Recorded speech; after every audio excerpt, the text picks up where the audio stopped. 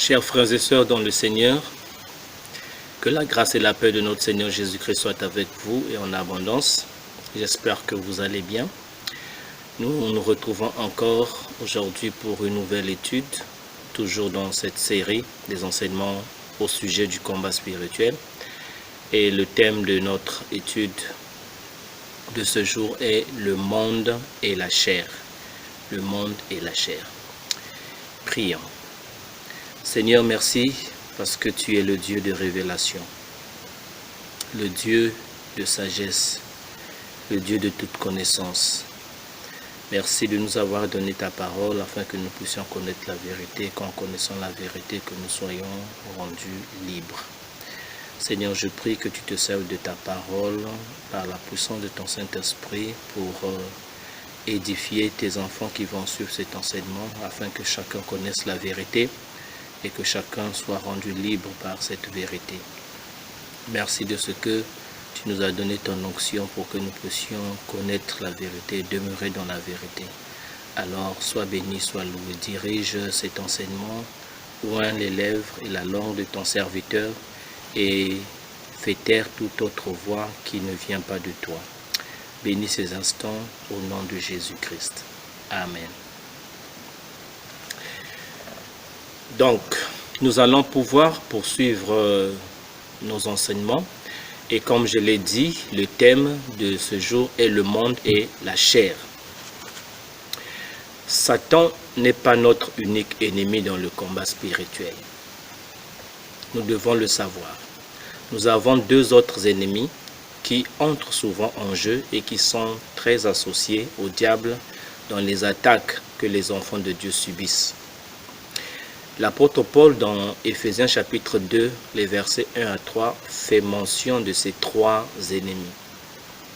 Nous allons lire ce passage, Éphésiens chapitre 2, les versets 1 à 3. Il est écrit ceci. « Vous étiez morts par vos offenses et par vos péchés, dans lesquels vous marchiez autrefois, selon le train de ce monde, selon le prince de la puissance de l'air, de l'esprit qui agit maintenant dans les fils de la rébellion. Nous tous aussi, nous étions de leur nombre, et nous vivions autrefois selon les convoitises de notre chair, accomplissant les volontés de la chair et de nos pensées, et nous étions par nature des enfants de colère comme les autres. » Donc nous voyons dans ces versets qu'il y a l'expression « monde » qui est là, le prince de la puissance de l'air qui représente Satan, et notre chair, la chair.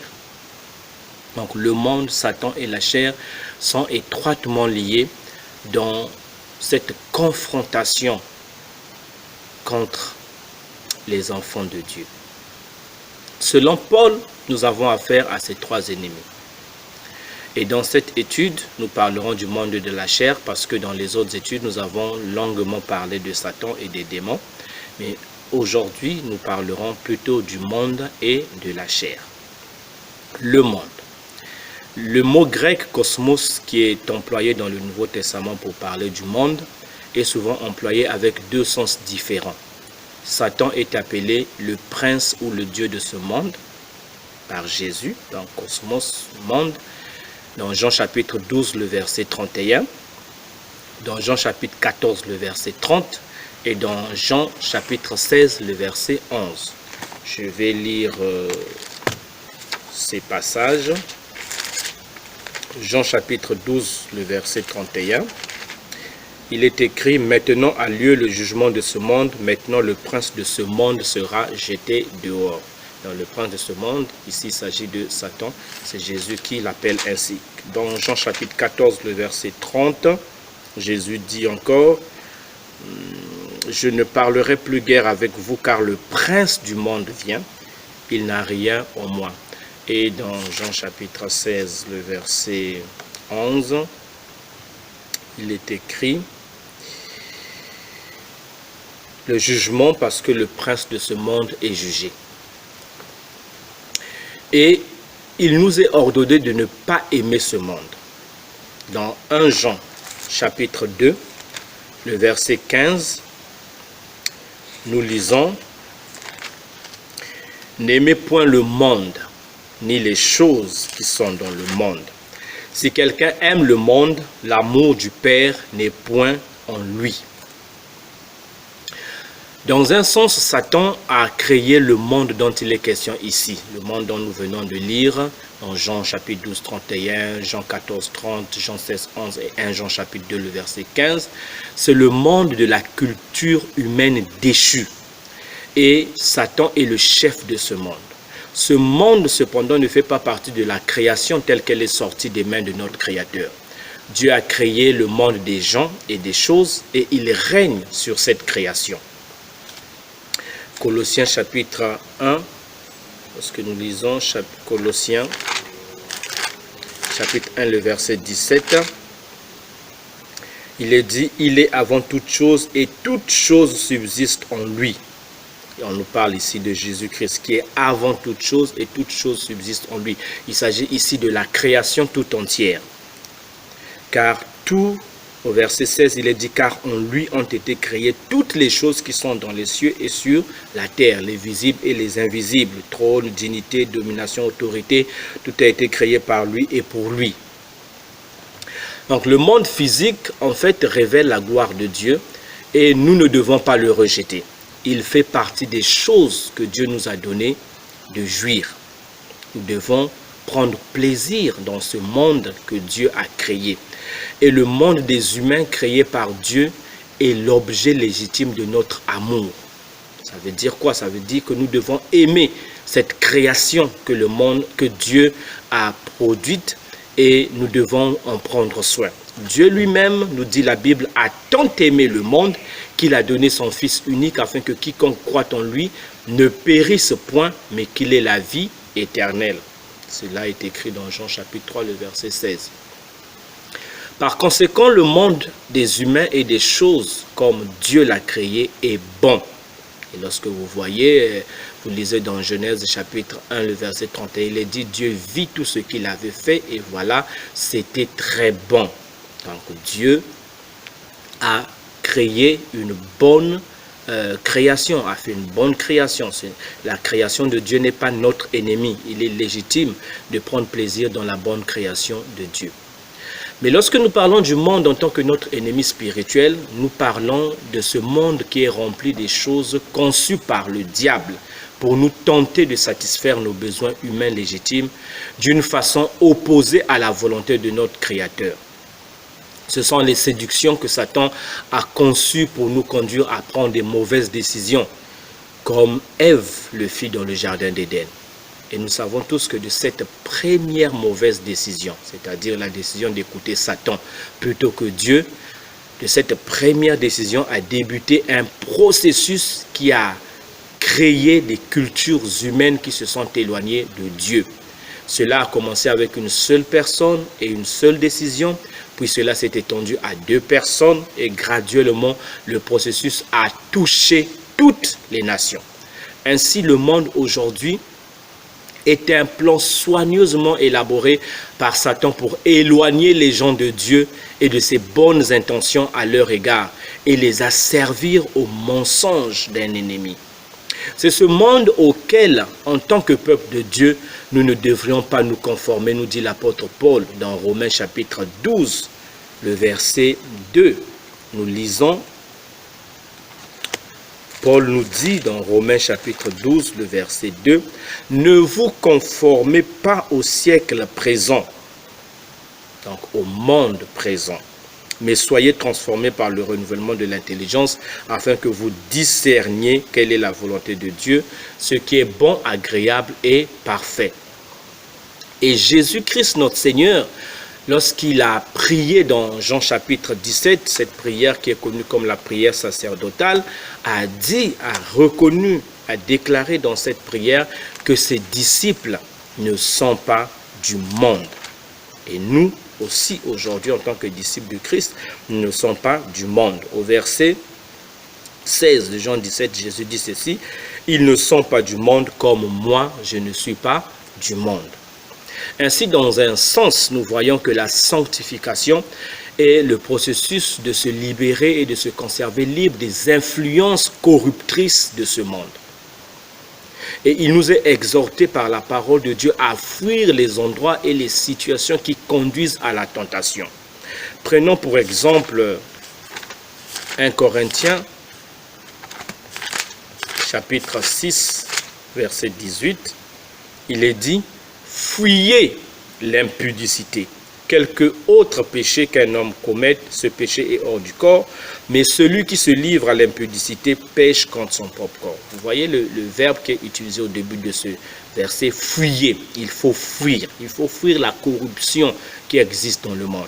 Dans la première épître de Paul à Timothée, 1 Timothée, le chapitre 6, les versets 11 à 12, il est écrit, « Pour toi, homme de Dieu, fuis ces choses et recherche la justice, la piété, la foi, la charité, la patience, la douceur.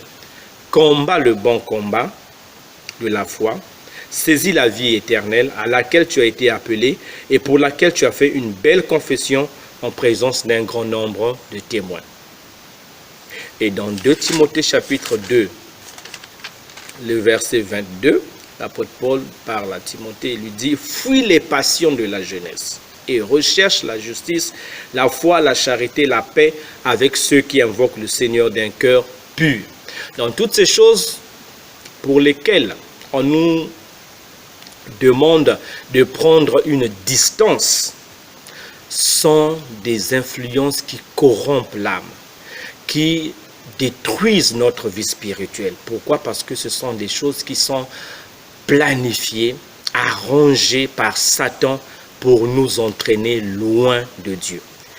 Mais quoi que nous puissions fuir ces choses, sachez que nous serons toujours tentés. Mais lorsque la tentation arrive, nous devons résister à l'ennemi et nous soumettre à Dieu. Nous ne pourrons jamais échapper à la tentation parce qu'elle est le lot de tous ceux qui croient en Jésus-Christ. 1 Pierre, l'apôtre Pierre dans 1 Pierre chapitre 5, le verset 9, nous fait l'exhortation de résister au malin. Voilà ce qu'il est écrit. Résistez-lui, c'est-à-dire résister à Satan, avec une foi ferme, sachant que les mêmes souffrances sont imposées à vos frères dans le monde. Nous devons résister au diable. La tentation arrive, mais nous ne devons pas nous soumettre à lui. Dans l'épître de Jacques, aussi au chapitre 4, le verset 7, il est dit « Soumettez-vous donc à Dieu, résistez au diable et il fuira loin de vous. » Voilà donc ce que nous pouvons dire de ce monde. Le monde, c'est ce que le diable a conçu et qui brille devant nos yeux, qui sollicite notre attention, qui nous attire vers lui, loin de Dieu. Parce qu'on ne peut pas en même temps être attiré vers le monde et vers Dieu. Ce sont deux directions opposées. Le monde a tourné le dos. Le monde de Satan, c'est un monde qui a tourné le dos à Dieu. Lorsque on est attiré vers le monde, ça veut dire qu'on s'éloigne de Dieu. Mais lorsque on est proche de Dieu, on est attiré vers Dieu, on suit Dieu, alors on s'éloigne du monde. Parlons maintenant de la chair. Qu'en est-il de la chair? Dans Galates, Paul nous dit que le combat est entre l'esprit et la chair, et non pas entre l'esprit et Satan. Dans Galates chapitre 5, le verset 16 à 17, nous lisons ce qui suit. « Je dis donc, marchez selon l'esprit, et vous n'accomplirez pas les désirs de la chair. Car la chair a des désirs contraires à ceux de l'esprit, et l'esprit en a de contraires à ceux de la chair. Ils sont opposés entre eux, afin que vous ne fassiez point ce que vous voudriez. » Donc ici, il est clairement révélé que la chair est l'ennemi de l'esprit. La chair s'oppose à l'esprit. Et l'apôtre Jacques, lui, il nous dit par ailleurs que nous sommes attirés par nos propres désirs et non pas par un démon. Donc lorsque nous sommes tentés, il le dit dans Jacques chapitre 1, le verset 13 à 15, il est écrit ceci, que personne lorsqu'il est tenté ne dise « c'est Dieu qui me tente ». Car Dieu ne peut être tenté par le mal, et il ne tente lui-même personne. Mais chacun est tenté quand il est attiré et amorcé par sa propre convoitise. Sa propre convoitise ici exprime les désirs mauvais que nous avons. Puis la convoitise, lorsqu'elle a conçu, enfante le péché, et le péché étant consommé produit la mort. Donc vous voyez ici, ce n'est pas le démon qui nous tente, mais nous sommes tentés par nos désirs. Et Pierre déclare, quant à lui, dans sa première épître au chapitre 2, le verset 11, il dit « Bien-aimés, je vous exhorte comme étrangers et voyageurs sur la terre à vous abstenir des convoitises charnelles qui font la guerre à l'âme. »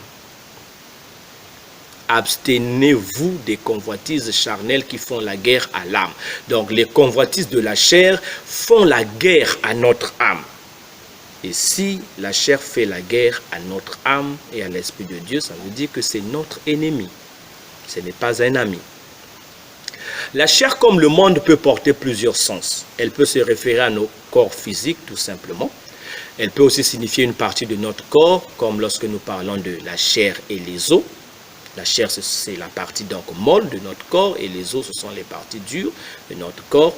Mais nous devons savoir que nous ne sommes pas uniquement des corps de chair. Nous possédons aussi une personnalité qui nous identifie en tant qu'individu. Et nos personnalités sont faites de notre capacité à penser, à sentir et à prendre des décisions. Le terme chair est employé pour incorporer toutes ces idées. Donc, dans un sens, c'est simplement une façon de décrire notre nature humaine. Donc, lorsque nous parlons de la chair, nous parlons du fait que nous sommes humains. Le problème que décrit la Bible, c'est quoi? C'est que la chair est faible. Et Jésus l'avait dit à ses disciples. Il leur avait dit dans le jardin de Gethsémane, « Veillez et priez afin de ne pas tomber dans la tentation, car la chair est faible, mais l'esprit est bien disposé. » Donc la chair, c'est la nature humaine. Et cette nature humaine, cette chair, elle est hostile à l'Esprit de Dieu qui agit en nous et qui nous conduit à être totalement dépendants de Dieu. Donc, tandis que l'Esprit de Dieu nous conduit à être dépendants de Dieu, la chair veut le contraire. En tant qu'être physique, nous avons des besoins. Notre corps a besoin de nourriture, il a besoin d'eau pour survivre. Et en tant qu'être doté de personnalité, nous avons besoin de nous sentir valorisés, en sécurité et acceptés. Nous avons besoin d'aimer et d'être aimés. Et en tant qu'être spirituel, nous avons besoin d'une relation avec Dieu. Ces désirs ne sont pas mauvais en soi, mais Satan a plusieurs suggestions quant à la manière dont ces désirs peuvent être comblés et de façon opposée à la volonté de Dieu. Oui, le monde de Satan nous dit que nos besoins et nos désirs peuvent être satisfaits par les contrefaçons que Satan propose. Et les gens partout essayent frénétiquement de combler leurs besoins de ces manières-là, donc des manières que Satan leur propose. Lorsque nous étions morts dans nos péchés, notre nature était conditionnée à satisfaire nos besoins indépendamment de Dieu. Donc, nous étions comme asservis par les convoitises de notre chair. Notre chair nous dictait ce qu'il fallait faire. Et la Bible dit que les convoitises charnelles produisent des œuvres qui conduisent à la mort. Lorsque nous obéissons à notre chair, le produit ou la conséquence, c'est la mort. La chair nous conduit à la mort. Et notons la liste que Paul dresse dans Galates chapitre 5, les versets 19 à 21, lorsqu'il parle des œuvres de la chair. Il dit quoi? Les œuvres de la chair sont l'impudicité, l'impureté, la dissolution, l'idolâtrie, la magie, les inimitiés, les querelles, les jalousies, les animosités, les disputes, les divisions, les sectes, l'envie, l'ivrognerie, les excès de table. Notez que Paul ne dit pas que ce sont des démons, mais il dit que ce sont les œuvres de la chair. Un démon est chassé par un ordre donné au nom de Jésus, mais la chair n'est pas chassée. Dans 1 Corinthiens chapitre 3, le verset 3, il est aussi écrit quelque chose concernant toujours la chair. L'apôtre Paul, parlant aux chrétiens de Corinthe, dit ceci: « En effet, puisqu'il y a parmi vous de la jalousie et des disputes, n'êtes-vous pas charnels et ne marchez-vous pas selon l'homme ?» Il y a de la jalousie et des disputes. La jalousie et les disputes sont des œuvres de la chair. Jacques chapitre 4, versets 2 à 3, il est dit, vous convoitez et vous ne possédez pas. Vous êtes meurtriers et envieux et vous ne pouvez pas obtenir. Vous avez des querelles et des luttes et vous ne possédez pas. Vous demandez et vous ne recevez pas parce que vous demandez mal dans le but de satisfaire vos passions. Et les passions dont il s'agit ici sont des passions charnelles, des convoitises charnelles, la soif de posséder, l'égoïsme, l'orgueil. Et l'apôtre Paul continue dans le verset 3, 4, il dit au verset 4, « Adultères que vous êtes, ne savez-vous pas que l'amour du monde est inimitié contre Dieu? Celui donc qui veut être ami du monde se rend ennemi de Dieu. » Adultères que vous êtes. Ne savez-vous pas que l'amour du monde est inimitié contre Dieu? Celui donc qui veut être ami du monde se rend ennemi de Dieu. Donc lorsque nous laissons la chair nous dominer, la chair nous conduit à accomplir des œuvres qui sont opposées à la volonté de Dieu, des œuvres qui nous souillent et des œuvres qui ont pour fruit la mort. C'est pourquoi nous devons combattre la chair. Nous ne devons pas laisser la chair le soin de nous dominer. Alors passons maintenant à notre dernier point. Comment vaincre le monde et la chair? Comment nous pouvons vaincre le monde et la chair? Comment nous pouvons avoir la victoire sur le monde et la chair? Nous savons déjà que pour notre premier ennemi, le diable, nous avons la victoire sur lui par le moyen du nom de Jésus. L'autorité que Jésus nous a donnée sur le diable nous permet de chasser les démons et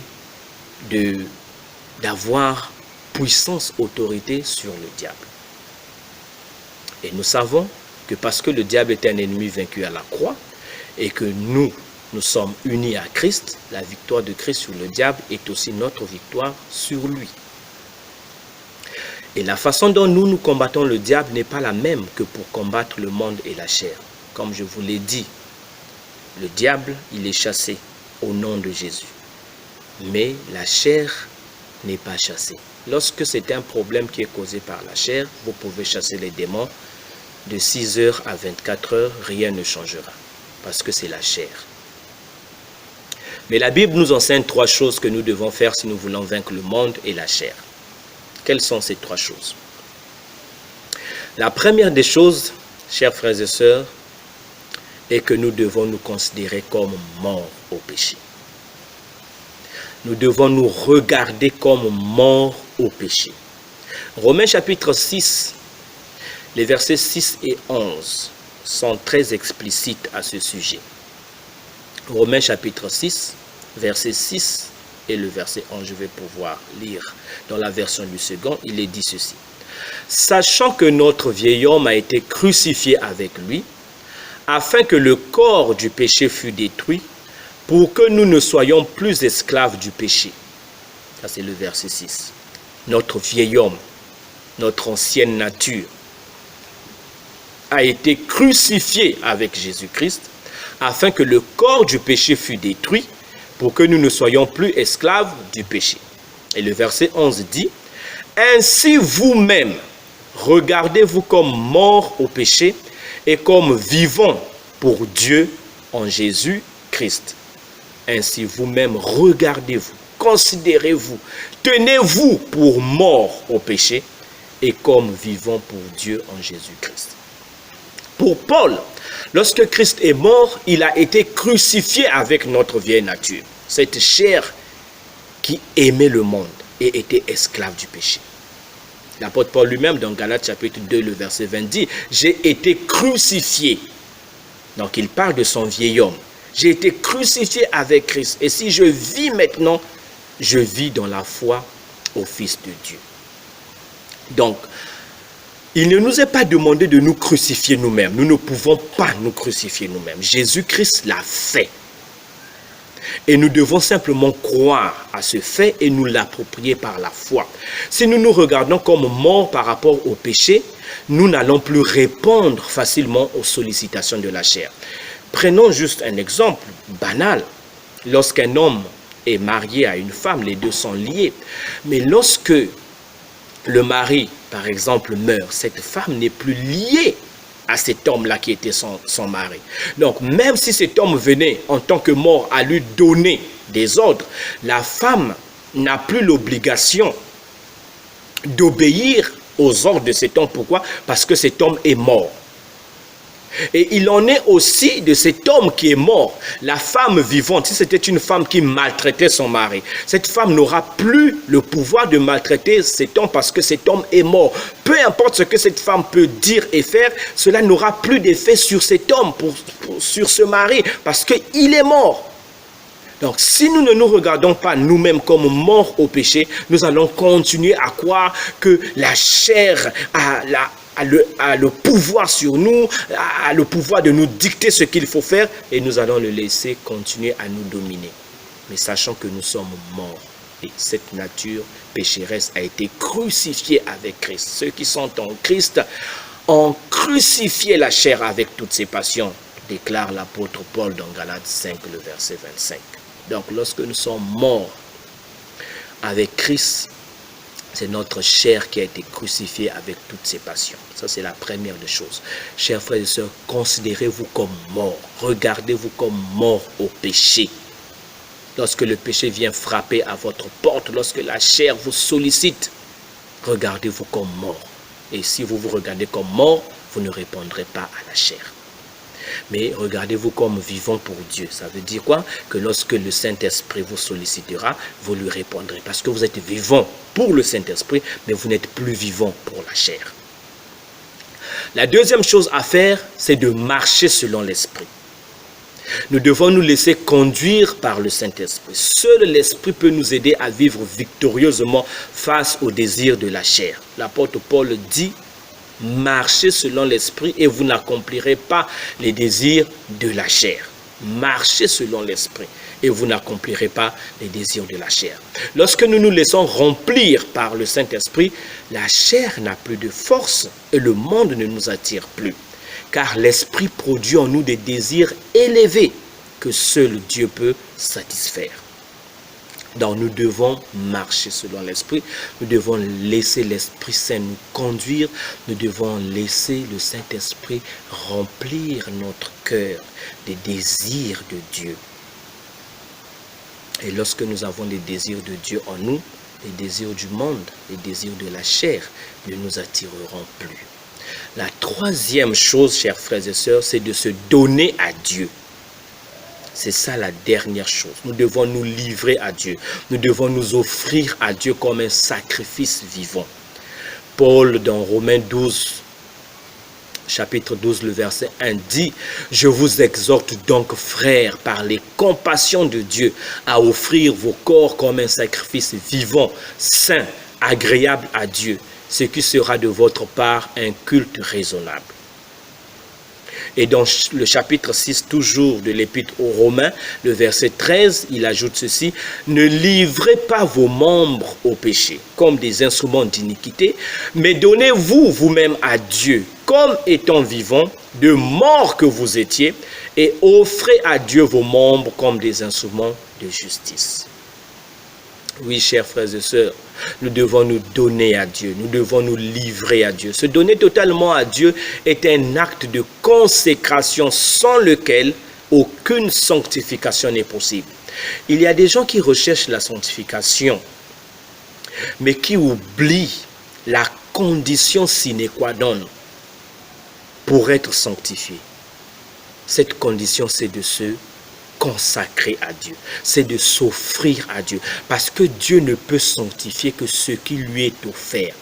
Dieu ne pourra jamais nous sanctifier et ne pourra jamais nous utiliser si nous ne nous sommes pas d'abord consacrés à lui, si nous ne nous sommes pas d'abord donnés, offerts à lui. Et lorsque nous nous sommes offerts à Dieu comme un sacrifice vivant, alors Dieu est capable de nous sanctifier, de nous utiliser pour sa gloire. Et remarquez, chers frères et sœurs, que ces trois choses, se considérer comme mort au péché, marcher selon l'esprit et se donner à Dieu, sont des actions que nous devons accomplir chaque jour. Ce ne sont pas des actions accomplies une fois pour toutes, non. Ce sont des actes renouvelés chaque jour. De même que les compassions et les bontés de Dieu se renouvellent pour nous chaque matin, nous aussi chaque matin, nous devons nous considérer comme morts au péché. Nous devons laisser le Saint-Esprit nous conduire. Nous devons nous consacrer à Dieu, nous offrir à Dieu chaque jour de notre vie. Et c'est ce qu'on appelle par marcher par la foi. Lorsque nous marchons par la foi, le résultat, c'est une vie victorieuse. En conclusion, un avertissement pour conclure. Chers frères et sœurs, je voudrais que vous ayez une foi équilibrée. Satan n'est pas la cause de tous nos problèmes. C'est dommage que dans beaucoup d'églises, beaucoup d'assemblées, on n'enseigne que la démonologie.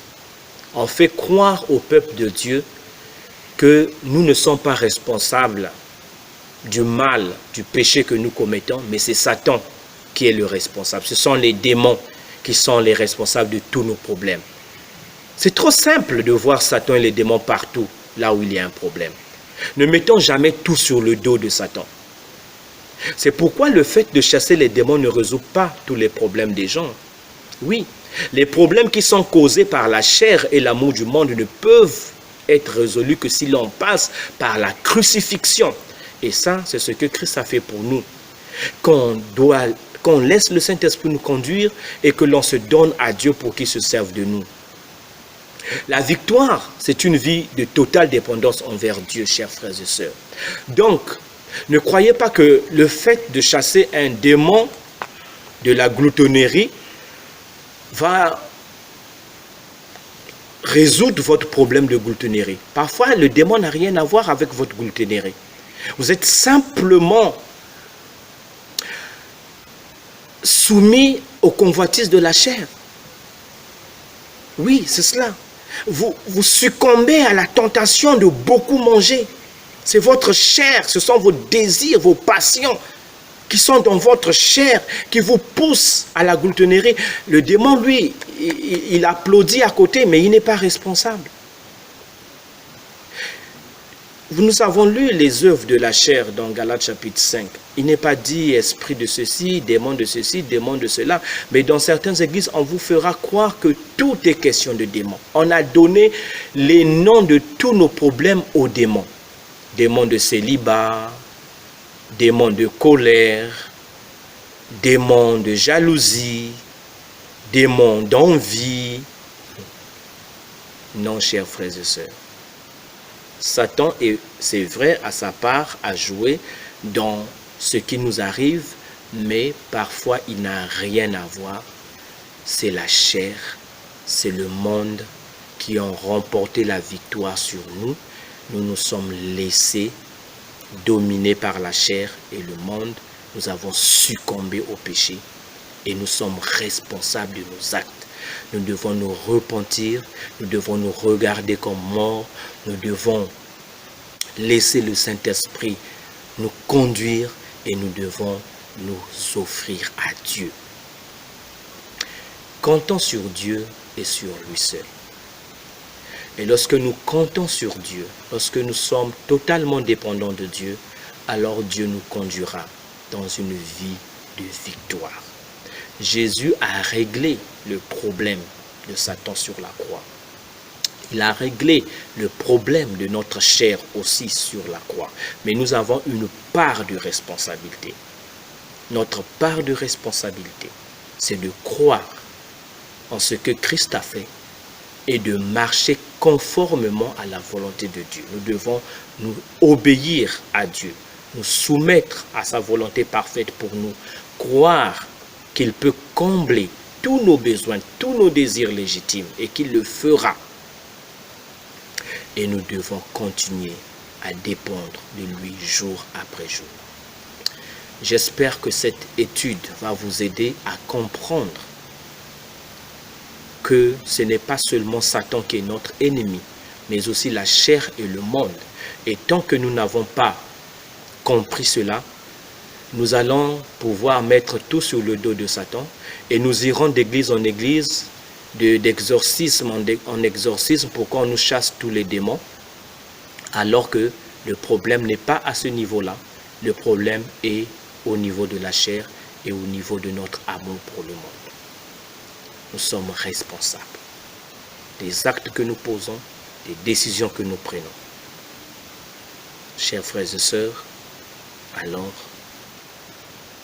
étudiez la parole de Dieu et laissez-vous conduire par le Saint-Esprit.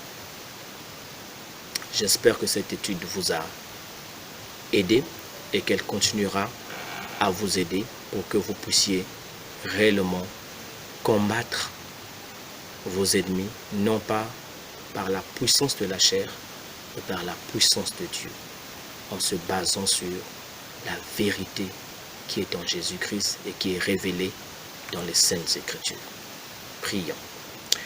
Merci Père encore pour ta parole, pour ta révélation, pour ton Esprit Saint qui nous a aidés.